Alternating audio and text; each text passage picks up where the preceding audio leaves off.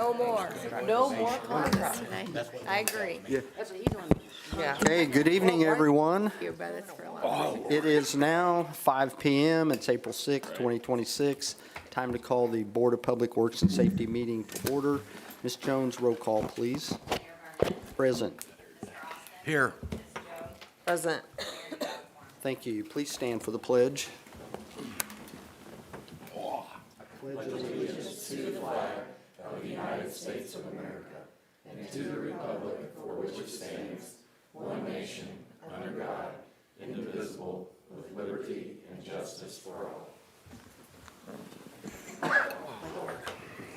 Okay, thank you for being here. Is there any announcements or public comment that does not relate to the agenda? None, we will go on to the consent agenda. Move to approve the meeting minutes from the Board of Works on 3/16/26 and also the approval claims. Second. We have a motion and a second. All those in favor by saying aye. Aye. Okay, there isn't any old business. We'll go right into new business. One road closure for the railroad crossing repairs. Louisville and Indiana Railroad Company, Anthony Ritchie. How you doing? Hi, Anthony. Ritchie, Louisville and Indiana Railroad. We'd like to close the road at King Street for some maintenance repairs, May 26th through May 27th. We'll rip the asphalt out and put some better material in there that's going to help hold that rail and ties together. We'll resurface it, and then the following day on the 27th, we will put the surface back with the concrete and asphalt mix. Okay, so you can do it in 24 hours? Is that what you're saying? Well, we're requesting for 2 days. Okay. And that's, just in case, Okay. worst case scenario. But most likely, we'll open it up within 24 hours. That's correct. Is that the Tuesday after Memorial Day? It is. Yes. It is. Anthony, I do appreciate you coming and telling us what you're going to do, because we know the railroad, you're going to do it regardless, but we appreciate you working with us. And I will tell you that we've had a pretty good working relationship with the railroad after that initial 8, 9 years ago, whenever we started all this. That was a little rough, and I will tell you that the paving at that time, that's why I was being the person I was, because I seen the poor quality of the contractor that was putting that in. And are they gonna fix the one someday down by the rec center that's got all the waves in it and all that? Okay, That's correct. We're actually using a new standard where it's concrete in the center, a rubber seal on the field side of the rail, the outside, and then asphalt to do a better match. So it will eliminate a lot of the issues that you're speaking of. okay. Well, Moving like I said, forward. I appreciate you coming to let us know when you're gonna do it. And you pretty much stay with the schedule, right? When you pick that day, you're pretty much on it. Absolutely. Yes. Okay. Thank you, Matt. Oh, Joanna, do you have anything for Matt there? I do not. Thank you. Okay. What time? Any- Sir, what time do you guys start? 6 o'clock, 0600. Okay, fair enough. I saw that. Thank you. Okay, move to approve the road closure for railroad crossing repairs on May the 26th through the 27th at East King Street between Crowell Street and Depot Street. Second. Okay, we have a motion and a second, and I'm going to ask that we vote yes on this, knowing that our citizens are really going to be upset and making phone calls that day. So we have a well aware of motion and a second. All those in favor? Aye. Thank you. Thank you for having me. Yeah, thank you. All right, next item, we will go on. Mayor, do you Yes, mind sir. asking, as far as the detour is concerned, has Brett got it lined out? Yeah, That's they had a detour. I in saw their that. mouth. I saw that. I just wanted to make sure our street department was, fair enough. Yep, we're Just bringing it up. Thank you, Ken. All right, the next item, approval of invoice for the Franklin owner-occupied rehab program. Approval of the Franklin owner-occupied rehab homeowner forms. Would that be Whitney? She's Or not here. She's not here. Krista? You get me. These are just the latest rounds of invoices and homeowners' contracts that have been approved. And so they are ready for your review. And they're the same as what we've done the past few weeks? Okay. We're getting towards the end, aren't we, Krista? Yes. That's why I thought we were Yep. getting pretty close. Move to approve the invoices for the Franklin owner-occupied rehab program as presented. Second. Okay, we have a motion and a second. All those in favor by saying aye. Aye. To be just a little bit more specific, we are in our last round of income verifications. Once those go through, the scope of work will go out to bid for those homeowners.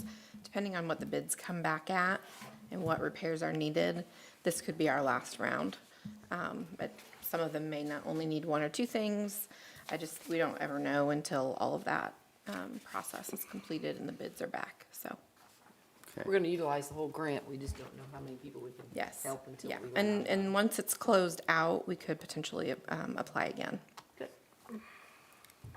Okay, thank you, Krista, for the update. Okay, item number 3, the 2026 Discover Downtown Franklin events request. Discover Downtown Franklin, Danny Causey. Hi, Danny. Hi, guys. Thanks for letting me come in today. This is very, very similar to what we did last year, and we've already met with police, fire, parks, street, so they're all aware, but I wanted them to come and do things correctly here. So Tara, if you can help me run through these maps. The first page of the packet is extremely simple. It's what we did last year. We do have Salvage Sisters permission. We will close a couple spots right in front of Salvage Sisters to put like a food truck or a coffee truck for our First Friday program. So that one's very simple. It's just for a few hours on the first Friday of the month. The Spring Vintage and Handmade Festival is right there on the screen. It is exactly the same as the fall one, which you'll see in a moment.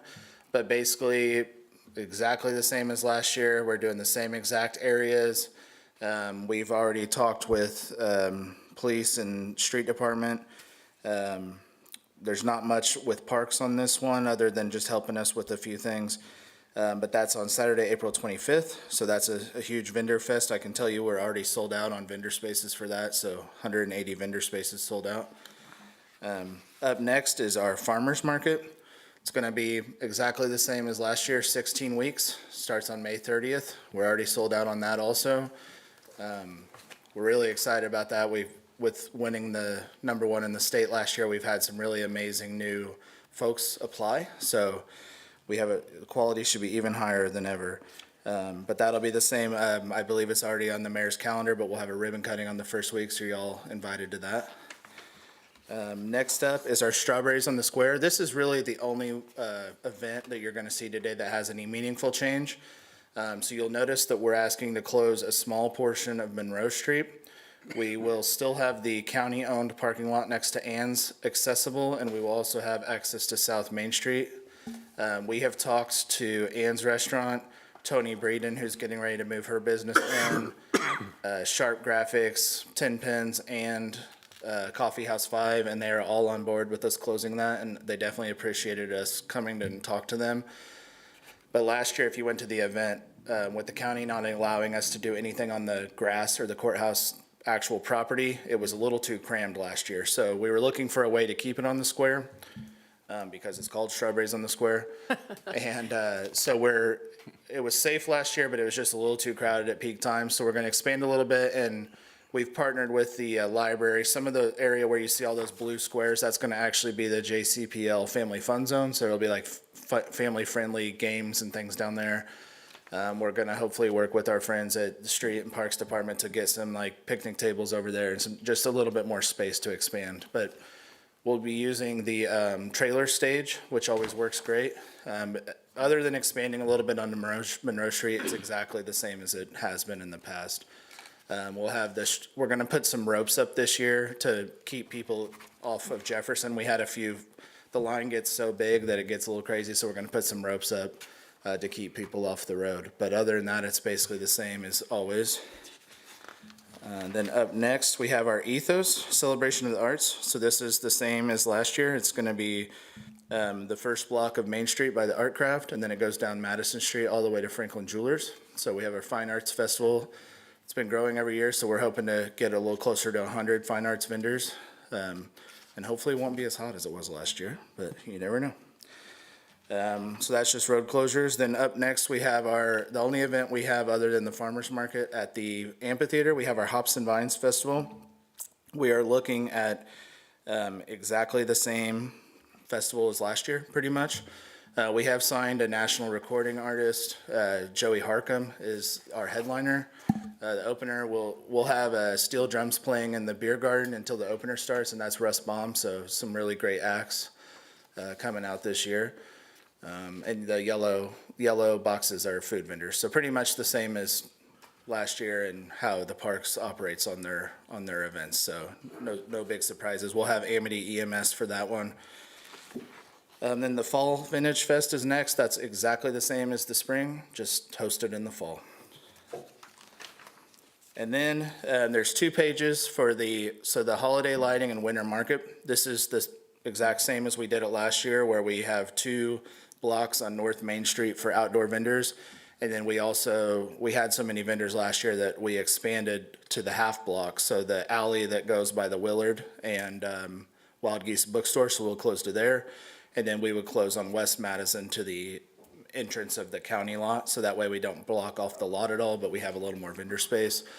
Then, of course, West Court Street is closed all day for all the entertainment that, that Holly will book with, and the mayor's up there flipping the switch and everything. So that's pretty much exactly the same as last time. And then we are also asked to close the 3 parking spots in front of the lodge on Friday, for a little while on Friday, and then all day Saturday. That's the same thing we've done for several years now, where folks can load in for the indoor market for that. So then if you go to page 2, we have the parade. The chamber runs the parade, but we combined it with us here. So this is, my understanding, exactly the same as last year. The route is the same. I'll have to talk with Brett and Jason. They said they don't, the big fan-shaped parking lot that's by the amphitheater, you can kind of see I cut it off at a halfway there. So I don't know if there's an opportunity to use ropes or something, but they said they don't need that whole lot to be blocked off, so we can have, and I know we've heard from some public that, why are you blocking off the whole lot? So the goal there is to try to leave some parking spaces open for the public still too. But yeah, so from 2 p.m. until the end of the parade. And then also, I know street department knows this, but we will keep those 2 blocks at Jefferson closed until after the lighting, just like we did the last year. So I think, other than expanding Strawberries just a little, it's the same exact as last year, and we're looking forward to a great year. It'll be a busy year. It's a lot. It's great. Tell me about it. So Danny, I just got one request. On West Court Street, got a letter again today from one of the businesses. Can you go to 40 West Court Street and tell them what our plan is for the 2 days that Strawberries on the Square and then the holiday lighting? Sure. Just go give them those dates and explain to them that we're, Yeah. What Is we're that, gonna do you know which business it is? Because I think or I can get with you I don't tomorrow. know which, I can get the person's name to Okay. you if you want. Yeah, but- I'll get with you tomorrow on that, if that's okay. Yeah, Sure. absolutely. Okay, thank you. But I am in favor of what you're doing and organized, and do a great job for the city of Franklin. Thank Discover Downtown Franklin for all your hard work. Thank you. Couldn't do it without all the help the city gives us, so thank you. Danny, I just had one question. On the first Fridays, the 2 spots in front of Salvage Sisters, how do you determine what vendor gets those spots? Well, so we plug it, the reason we do that is because we're doing anything we can, like, to try to get people to think of east of the tracks as part of downtown also, and they don't have as many food choices, so that's something that the shops came up with. So last month, we used Traveling Tom's Coffee. So typically, I'm looking for like a drink vendor, like Pearl Coffee has done it before, but they're so busy now they can't do it regular. So, I mean, we're open to suggestions, but it's just kind of whoever we invite that's available. Okay. Okay. All right. I'll move to approve the closing of streets and parking spaces presented by Discover Downtown Franklin for our upcoming events. Second. We have a motion and a second. All those in favor by saying aye. Aye. Thank you very much. Danny, I appreciate you doing them all at once. 'Cause, Yeah. yeah, I really do. Thank you. It's a lot at one time, but I appreciate it. Okay, then, looks like the next 5 is gonna be the Rick Littleton Lynn Gray Show. Now So- you know why Rick is on contract probation. Told him last month, that's it, no more. So number 4, approval of the MetroNet Business Service Agreement, Director of Technology, Rick Littleton. Yes, Mayor, our existing agreement with Metronet is set to expire early June, so we went through another process to get quotes. The low quote that we received, again, was from Metronet. So we also reviewed this at the Technology Committee as well. So Metronet provides us our internet service into City Hall, our fiber point-to-points out to all of our various departments as well. So we are recommending, except this will also, by the way, the new agreement has an approximate $2,000 a month savings over what we're currently paying as well. So that's a Significant. Yeah. Rick, I do have a question or a comment, either one here. We're still working with the school on trying to get the best prices, right? As a matter of fact, our RFP for this went out together, just like we've done, I think this will be at least the third cycle at that least. we've done it like Right. this. But yes, I believe the school has already school board's already accepted the school agreement. But yes, we And do it, put it these matters, together.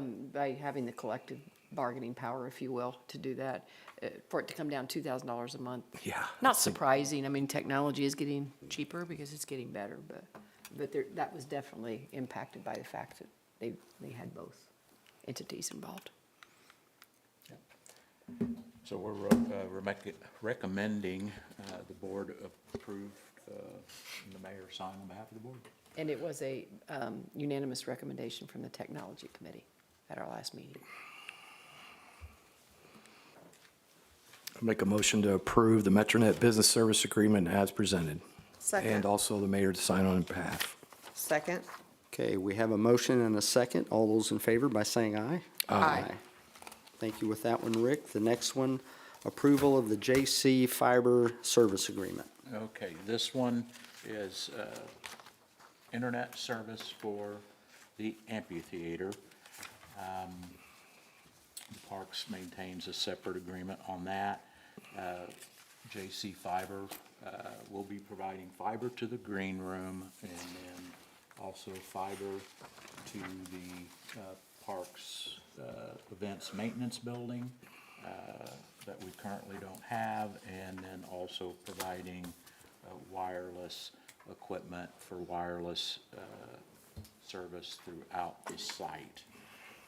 Again, we reviewed this at the Technology Advisory Council level as well, where it received a unanimous favorable recommendation. There's actually 3 documents that make up this agreement. So there is the application and agreement for services. This is a 5-year agreement, by the way. And then there is a scope of services. That document outlines all of the equipment that is being provided and installed. And then an attachment agreement that allows for the installation of that equipment on the city buildings. This agreement is also prepared for the mayor's signature. I don't know if Lynn wants to tag in I- regards to any of the If I may, documents. if I may. Absolutely. I mean, the vendors that we use down there, including the Parks Department as well, as you know, everything is electronic now, and we really needed better service down there. So Rick and I think and the mayor too began negotiating with JC Fiber about how can we get better connectivity through there, and they really needed to run a lot more equipment down there, so that would help our vendors, help the Parks Department be able to do everything digitally with phones and still be secure. So essentially, these documents are in addition to, and I'm glad council members are here in the room, it's really kind of a parcel of agreements that we have. The 2 that are before you for approval are the monthly charge with the JC Fiber, and that charge is $500 per month. And also, there is a $2,500 fee associated with the connection that goes along with it, and that is a fee that we will pay.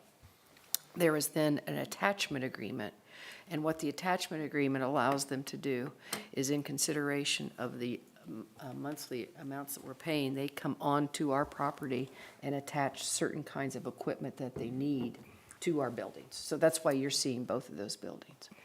Later tonight, I will be presenting to the council a sponsorship agreement that J.C. Fiber is giving back to us in the city.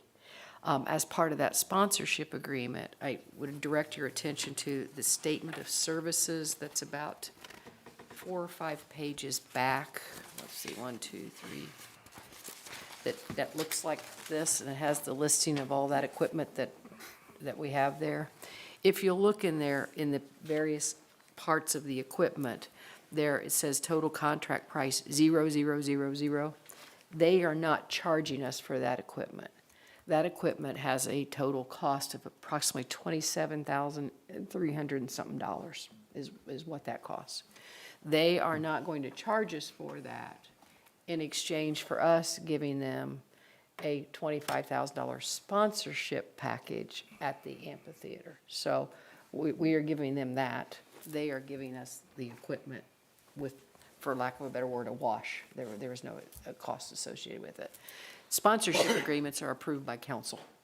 So my request is that we approve these agreements subject to approval of the sponsorship agreement, and subject to, I asked Rick earlier today for the clerk treasurer's records, asked J.C. Fiber to revise the statement of services to attach it to show the value of what they're giving us, even though the contract calls for nothing. They put nothing in there, but I think it's important for the citizens or anybody else who may want to look back and see, what did you get in exchange for the sponsorship agreement? And it's about $27,000. So I think I clarified that right, Rick, didn't I? So your request is the attachment agreement and the fiber agreement, and then council will be asked to the sponsorship agreement. So Looks Can like I just- Chip, I got a question. Can you add, we talked about this along the way on how do we pay this? And you have an answer. Sure. So the $500 is actually not going to be paid by us. It's actually going to be paid by vendors. What we'll do is we'll attach a vendor fee to all these concerts. And I know Danny's not here, but I'll charge the farmers market vendors. Anybody that wants to access this high-speed internet will actually have a charge to do it. And then that money will actually pay the $500 a month. So we won't actually pay it. So it will be a reasonable price to the vendor that they're going to get a good product. Right. Yeah, don't quote me on this, but I mean, we have enough vendors in a month that I could charge $5 a vendor, and we have 100 vendors between the farmers market and us a month. It'd be reasonable. So. And they really need it. I mean, because anymore, everything's done electronically, right? And they don't take cash and things of that nature. So they're really the ones that really needed it in order to have secure transactions with the citizens. And Yeah, things. and that's what this will solve. Is we've struggled with that since day one. Rick has come up with every solution we could think of to speed up the internet for these vendors, because there's just so many people at these events. There's sometimes there could be 10,000 people at an event, and when you get all these people's phones and everything trying to work at once, it just slows everything down there. Now we can exclusively use it just for us, which allows us to limit who uses it. The public side will still have it, but our high-speed internet for the vendors now is just strictly for vendors, and it would be so much quicker and easier. So. Plus, it adds a layer of security that we don't currently have when you have a public access. So And thank you, Rick and Lynn, and the mayor, actually. you're second on contract probation. Yeah, So for doing all that. So All right. it's going to be a big deal down at the amphitheater. it will matter. And can I make one more comment? Sure. Most people aren't going to remember this, but maybe it's up here. This all started with the Mayor's Youth Leadership Council. This was a project that they had initiated, I don't even know how many years ago. And it's kind of cool to see it come to fruition now. So And there is going to be a component there that the Mayor's Youth Council logo will be on the page. on the splash page, yeah, when you're down there at the amphitheater and you want to access the internet, it's free. You access it on there, and it'll pop up. It says, hey, thanks to the Mayor's Youth Leadership Council, you now have internet down here. You can actually use your phone during the concert. So. Well, what that did was teach the mayor's youth council students that it takes a long time to get anything done. So true. Teach them patience also? Yeah, yeah, Okay. yeah. So I have a random IT question. Is the sponsorship the reason we would go with JC Fiber instead of including it in the MetroNet? They were standalone agreements, separate service. It's also paid from a different fund. Everything that's done at the amphitheater comes from a specific fund that's, all the revenue goes into to support those operations separate. So the MetroNet agreement is an IT budget item that Steve and I do every year together. This is separate. The Parks has always paid for this particular agreement separately. And then the fact that JC Fiber was already a sponsor, that provided an opportunity. It's like, well, we've got a sponsor here, a paying sponsor that, you know, can provide this service, so. And I will say, over the years, if I may, we have reached out to MetroNet or, MetroNet and never really got the response back that we wanted to hear. So we have talked. May to not them. be something that they want to get into. Right. Yeah. Because there's quite a bit of infrastructure improvement necessary. Yeah. In terms of running what needs to be run there. Now, we have the areas to do it, but the attachments and that kind of stuff. There's Okay. Quite a bit of, well, $27,000 worth of equipment that needs to be added, yeah. Thank you. All right, I'll make a motion to approve the JC Fiber service agreement as presented and authorize the mayor to sign on the board's behalf. And is that subject to a revised scope of services agreement showing the value of the equipment provided? Yes, Thank you. subject to what she said. Second. Okay, we have a motion and a second. All those in favor by saying aye? Aye. Okay, thank you. Next item, request approval of integrated payment addendum with. I'm sorry to belabor it, but we also had a separate Wi-Fi site attachment agreement that I think we need to approve that one as So well. back up then? Yeah, if you would, yeah. Okay, so we're backing up, Rick? Yep, we did the service agreement, but we need the site attachment agreement. They're two different things. Okay, The attachment agreement allows them to put things on our property. Motion to approve the site attachment agreement as presented. Thank you. Second. okay, we have a motion and a second for the site attachment agreement. All those in favor by saying aye? Aye. Okay, thank you. Next item, request approval of integrated payments addendum with BS&A software. Yes, Mayor. You'll recall, it's been a few months ago now, we signed an agreement with BS&A Software for new financial accounting and utility billing software for both Sherry's office and the clerk treasurer's office.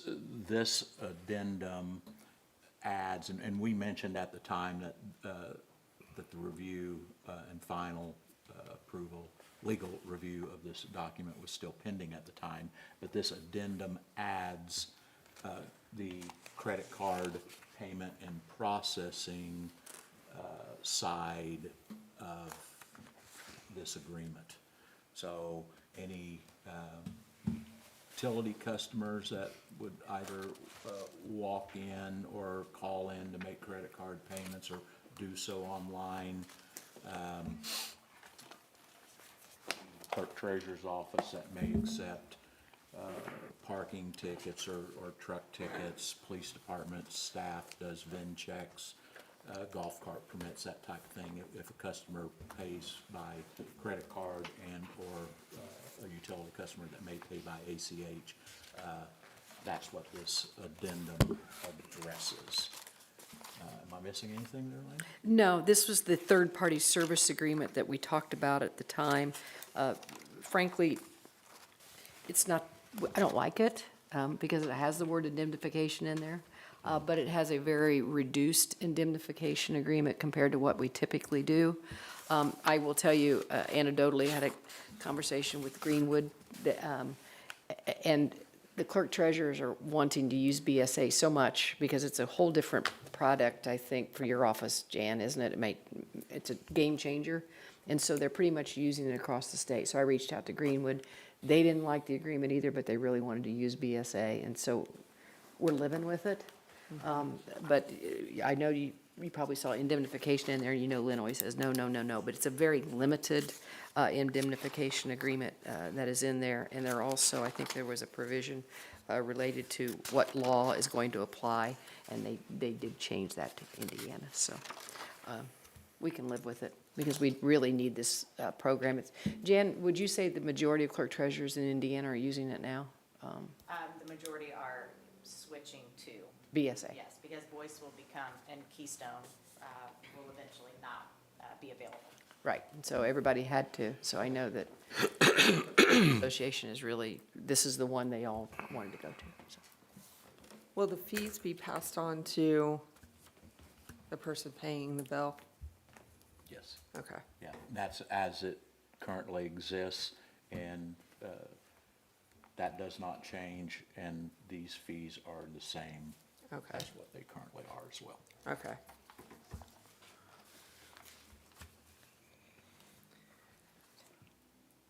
All right, I'll move to approve the addendum of integrated payments with BSNA software as presented.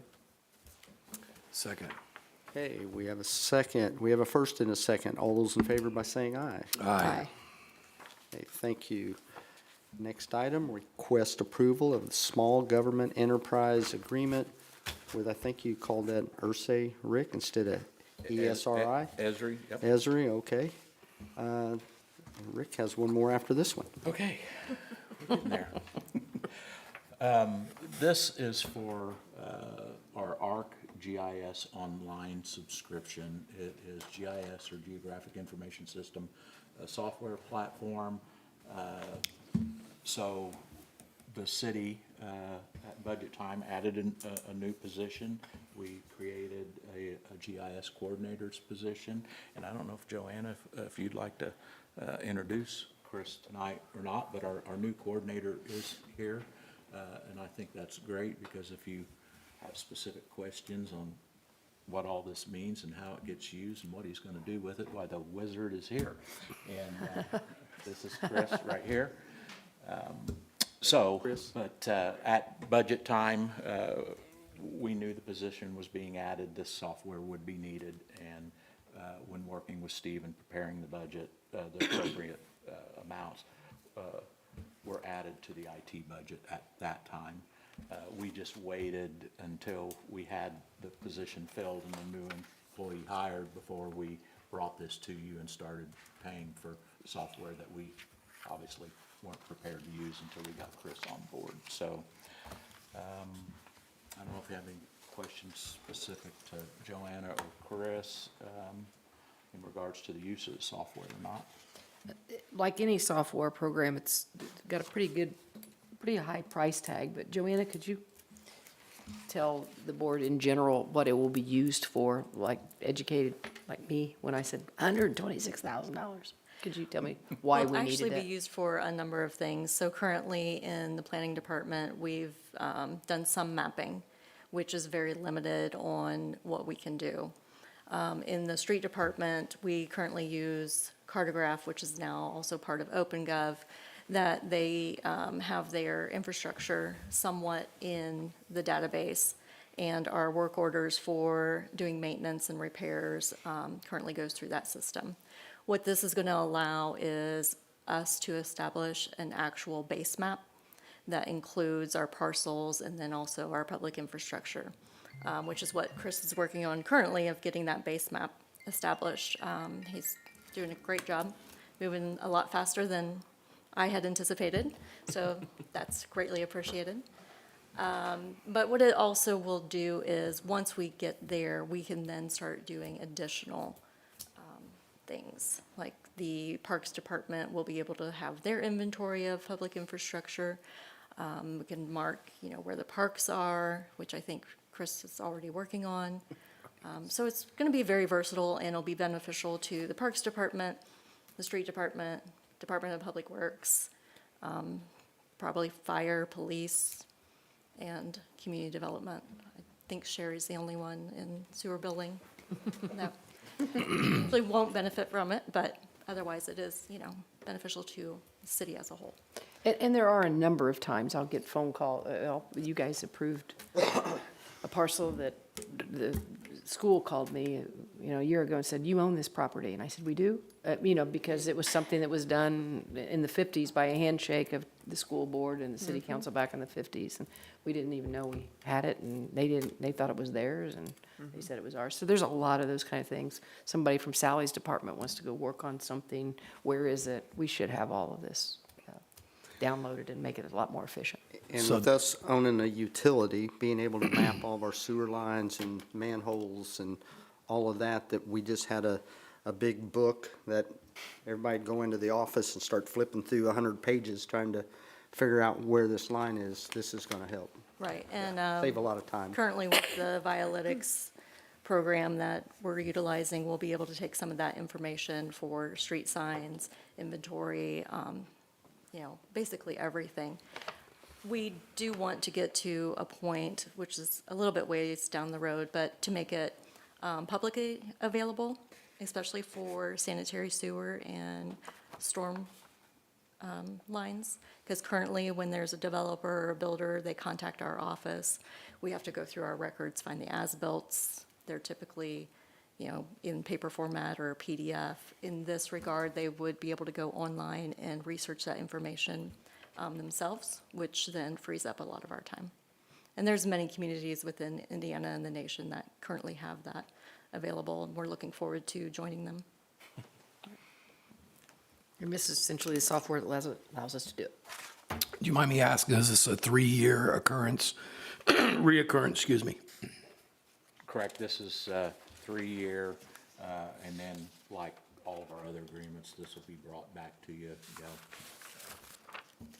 new cost, new renegotiated agreement, and it'll have to be approved by this board. Thank you. But Rick, would you agree that what we've found as we continue to do these, with these kinds of software agreements and electronic agreements, once you get into them, they actually, knock on wood, get cheaper the next time around? Because there's more competition in the area, and they're getting better at it. So, Yeah, many times, and then the other thing we see, and Joanna and Brett could chime in on this, or that if there is an increase, they're typically the same from year to year, and 3%, is that Typically, about right? Typically what we see is if there is an increase, it's, around the 3% mark or less. We'll find out in 3 years. yep. Well, we just had the one recently open gov agreement, new one. I believe, Joanna, that was 3%. Yeah. Yeah, we negotiated them down. Yeah, we've got a good negotiator down here at the end of the table, so. How many people will actually use this besides Chris? Eventually, a Everybody? lot. A lot. Okay. Yeah, you'll notice all the different, the licensing is based on population.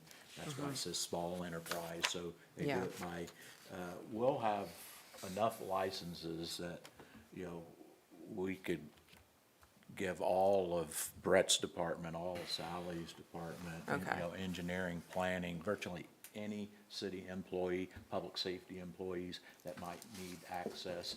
Once it's up and running, Chris will be able to sign licenses and give them appropriate access to the portions of the software that would be applicable to them in their department. So does this, is there a maximum number of licenses? It's all called out right here Okay. in this table list of products. Okay. Now, if you get specific what any of those product names are, I would defer to Chris. Yeah. About what each of those are. I was just getting at if just one person in the city knows how to use this, and I know he just started, but, might get a better offer. Just to make sure there's a backup, I guess, because it is pricey. Yep. All right, thank you. Make a motion to approve the small government enterprise agreement with ESRI as presented. Second. Okay, we have a motion and a second. All those in favor by saying aye. Aye. Thank you. Next item, request approval of the web service agreement with Revise. Okay. After this, if I had a handheld mic, I'd do a mic drop. Yeah, there you go. The city's current web host and web designer, Core, of many years, notified us at the end of the year last year that they're no longer going to do that. We have until the end of this year to find a new web host, web developer, and then a content management system for staff to use to manage that content. So we put together a group of people. There's a number of players out there that focus strictly on municipal websites and our unique needs. We got pricing and had some meetings and demos and decided upon Revise Software Systems as the vendor of choice. So before you is an agreement. This is a 4-year agreement. There are one-time charges involved in the initial setup and design, so they will work with us in a custom designed website. And then after that, it's just the annual hosting and support that we're used to paying anyway with Core. The mayor has decided that the Board of Public Works and Safety budget could be used to pay the first year, which includes the one-time charges. They were able to spread it out, but the budget would allow us to pay the $29,200, which includes the first full year of hosting and then the one-time charge for design and setup, training.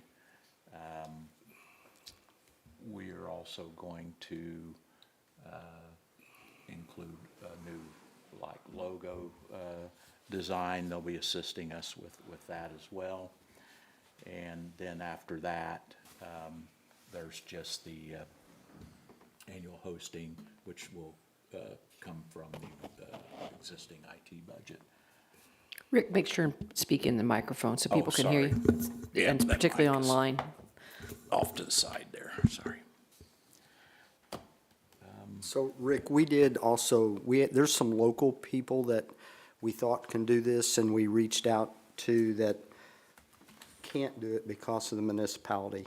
Well, and the content management system that's on the back end that is used for staff to manage the site themselves. So, each of the agendas as they're done, that's done by, Jan's staff. Planning and engineering spends a lot of time in there, Board of Zoning Appeals, Plan Commission. So, generating all of the agendas, uploading all of the content, that is all done in-house with our own staff using a content management system versus any time that we need changes to the website or additional content added, sending it to the developer, add this page, change that page. Yes, the government needs and the content management system needs narrow the number of people out there that we can turn to. And like I said, there's a group of vendors that specialize in government websites for those reasons. I would also add that effective 2027, because of the size of our population, there were requirements set forth for municipalities at various populations to be ADA compliant, to meet certain requirements. Those are federal mandates pursuant to Title VI. So we have to incorporate all of that, including language and things of that nature, in our website design, and they specialize in knowing what those requirements are.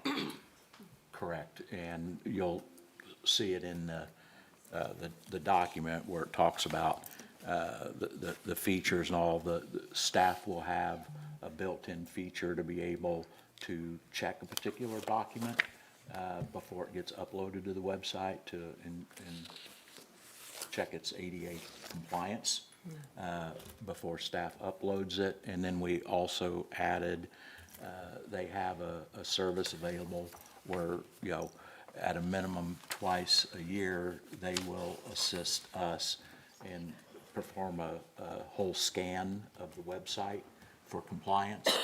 And it includes a minimum amount of time for them to help us remediate anything that might be found during those scans as well. So that was a feature that the group felt was worth adding to this as well to help maintain compliance. So, Tara, am I missing anything that we talked about? I don't think so. I just want to clarify the logo part. We're not getting a new like city seal Oh, or no, anything no. like that. It's just a separate, it will be a logo for the city. We currently don't have one at all, so. Thanks for clarifying that. Yeah, I yeah. saw the look on my face, right? Like, Yeah, we're not No, changing it, yeah. yep. Thank you, Tara. I'll make a motion to approve the web services agreement with Revise as presented. Second. Okay, we have a motion and a second. All those in favor by saying aye. Aye. Thank you. Thank you, Rick, you're done. I'm done. Okay, next item, request approval for the Story, spelt with a Q, walking tour contract, Community Development Specialist Dana Monson. Change of pace, let's talk about a contract. You're third on the list. I know I am. Yes, so a couple months ago, I was before you and requested approval for Brenton Creatives to create a series of videos about our art and our artwork in downtown. This is part of that overall project. So what this will be a web-based application where people can come on, they will have a QR code, they scan it, they will be able to then have a map that Chris actually can help me do now, so that'll be awesome, and can go around and can learn more about the artwork that we have in our community, who the artists are, they will be able to pull up videos about them, all of that kind of thing. This is a contract that does that. We are actually doing this in partnership with Discover Downtown Franklin, Franklin Heritage, Franklin Development Corporation, Festival Country, and then the city. So there's 5 partners. So there will be multiple tours on this site where we will have a history tour. We will have a tour of the vintage shops. People could do a vintage trail. We can add about the parks and the parks trails. We can add a multitude of different kinds of different tours. So if somebody wants to learn about the Franklin Development Corporation's projects and facade grants and which buildings have been done and see befores and afters, they can pull all of that up. They'll be able to stand in front of a building, can pull it up on their phone and can see it right then. They can be sitting in their house and read about it, pull it up on their website if they want to do it. So it's multiple ways to be able to do that. So this is, like I said, this is the culmination of that. This particular walking app is used nationwide. I have spent a ridiculous amount of time researching, looking to see which companies made the most sense, which companies were the most affordable, which companies did what we want. Most companies that do this want you to require them to create an app and they have to download it on their phone and all of this kind of stuff. You don't have to do that. You simply, you do a website, pull it up just like you would any website at any place. You don't have to have anything special on your phone. The end users, which we hope will be our visitors and our residents and things, will not have to pay for that, application. It's all on this website. So that's what this is for. I had told you in my memo that I was trying for a grant to pay for this. Unfortunately, that grant did not pan out, but I have a second one that I am actually going to start writing tomorrow. So I'm not giving up on having it paid for completely by a grant, but essentially, It's about $585 for each one of the 5 entities. Our portion would be the $585. Each one of the entities would pay that to pay the total amount that you see in the contract. Unless I get the grant, then nobody's going to pay anything. So with that being said, Dana and Krista and everyone's good about trying to find grants. If we don't find the grant, we will be able to pay for it out of the Board of Works. Yeah, it should come out of the PAC's budget. Yeah. And the total for the 3 years is $7,100, correct? Yes, ma'am. Yeah, and we're paying it on a per-year basis. Right. Yes, ma'am. And I also would point out on page 2, you'll see the number of sections that don't apply. Dana's right. When we were talking, going through it, they have their standard, these are our terms and conditions that are 30 or 40 pages long because they do so many different things across the country. All of those sections that we pointed out were ones that I went through and said, we have to make sure that we're not committing to any of those. So it's a pretty straightforward agreement now. We're just paying $7,100 and having access to their ability to let people take the tours online. This is a great project. Thanks for your research on this. That I will make a motion to approve the Story Walking Tour contract as presented. Second. Okay, we have a motion and a second. All those in favor by saying aye? Aye. Thank you. Next item, request approval to place artist banner design on East and West Court Street, South Main Street, North Main Street, and Jefferson Street. Dana Monson. Yes. So we have had the same banners up now for 4 years on North and South Main Street and on East and West Court Street. Those are the smaller banners. They're starting to look a little worn. They don't look bad, though, honestly. It's amazing that they've lasted the 4 years and look so well. But we do have new banners to come up with this year. So we have 3 new artists who will be doing those banners. These are Beth Manzione's. She actually does stained glass, and these are prints of her stained glass work that she does. So those will be going up on South Main Street. Tara, if you could go on down, please. Yeah, that's some more of her artwork. These are Kelly Parks, and they will be going up on East and West Court Street. They're all different kinds of flowers. These are going to be beautiful. They're very, very bright. They're going to look really nice up with all of the trees and everything. These are Dustin Brenton's, so these will be going on North Main Street, the block in front of the Art Craft Theater. So those are those banners. And if you keep, is that everything, or is there should be another page? There they are. And the ones I'm really excited about, as you know, this is the 250th anniversary of our country. We're having a birthday celebration for the country in July, and these are banners that we have been working with the Public Arts Commission on putting together. Dave Windish has done a lot. Tara, if you could go to the last page, please, ma'am. Thank you. We have been working with the museum and the library and everybody that we knew that had old photos, and we have found a bunch of old photos from downtown that have different depictions back in the years as early as we could get to have photos. These will be up for that celebration. These will be hanging from Walnut Street to Home Street. So they're going to go through a portion just a little past Home Street, actually. So they'll be hanging out for the 250th to celebrate that major milestone event, just like we did when we celebrated our county's bicentennial. So this will be celebrating the country's sesquicentennial. So somebody needs to tell David I said that right. That's a hard word to say. So that's what these are. So these will just be up for 1 year. After that year, these will come down, and the banners that were up last year will go back up. So these are a one-off, but the others will probably last 4 years like everything else has. So those are the new designs for this year. They will all be the larger size, the 30 by 60, instead of the smaller size. We have new brackets coming as well to make it look more appropriate for the downtown area. And Dana, if I understand it, you're only asking for approval to place the banners as presented, correct? Yes, ma'am. They're already paid for through a different source. Yes, ma'am. They're paid through, we have the Public Arts Commission Fund. Right. Yes, ma'am. I'll make a motion to approve the artist banner designs on East and West Court Street, South Main Street, North Main Street and Jefferson Street as presented. Second. Okay, we have a motion and a second. All those in favor by saying aye. Aye. Okay, thank you, Dana. Thank you.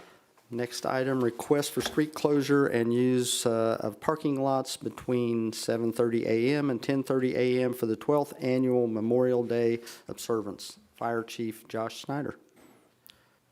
Thank you, Mayor. It's the exact same as last year. It's the exact same as probably the last since the amphitheater's been there, so. Okay.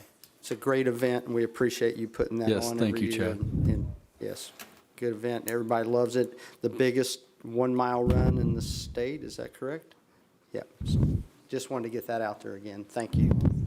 Yep. I'll make a motion to approve the street closures and the use of parking lots between 7:30 a.m. and 10:30 a.m. for the 12th Annual Memorial Day Observance. Second. We have a motion and a second. All those in favor by saying aye. Aye. Again, thank you, Josh. Chad, yeah. Okay, wanted to make that correct. Okay. All right, next item, request the following maintenance bond to be released for Nicole Drive, Astral at Franklin. City Engineer Joanna Tennell. Good evening. With the development of Astral at Franklin, they were responsible for the connection of Nicole Drive from where it terminated to intersect with US 31. With that, they were required to put a performance bond and then in turn a maintenance bond. These improvements have been inspected and everything has met standards and is ready for the maintenance bond to be released. That maintenance bond number is DVHNSU 0832103, 101, for street trees, landscaping and street lights, storm sewers, swales and underdrains, streets, sidewalks, and survey monuments for $29,287.79. Move to approve the release of the maintenance bond for Nicole Drive. Second. Okay, we have a motion and a second. All those in favor by saying aye. Aye. Thank you. Next item on request board and clerk treasurer signatures on the title sheet for the Graham Road reconstruction project. City planner Joanna Meyer Tennell. Yes, we do have the title sheet for the Graham Road reconstruction project that is ready for the board's signature, and the mayor does have the original for you all to sign, and is ready for your consideration and action. Make a motion to approve. Second. Okay, we have a motion and a second. All those in favor by saying aye. Aye. Okay, no other business. We got time real quick here for department reports. I think it's pretty important we do that. Chip, we'll start with you. I don't have anything tonight. Okay, Chief? Nothing, Mayor. Chief? Nothing tonight, Mayor. Carrie? Nothing tonight, thank you. Rick, you've said enough. I've said enough tonight. Yes. You're forbidden. I just have two quick things for the Franklin Development Corporation. We are nearing completion of the renovation of 599 East Adams Street. So that should be finished in the next 3 or 4 weeks, and then we'll be hosting an open house for it. We have secured a purchase agreement on our next property, which is at 599 Young Street. And we should be closing in about a month or so on that one. So once we sell Adams Street, we'll move on to 599 Young Street. Okay, thank you. Joanna? Only one thing this evening. We are having an open house and presentation for the comprehensive plan. It'll be hosted in this room on Thursday, starting at 6 p.m. And I do want to put a shout out to all of those that have shared the posting, Chamber of Commerce, Less Tabling, and some other individuals. So we do appreciate your assistance in getting that word out, and also for the Daily Journal of adding an article.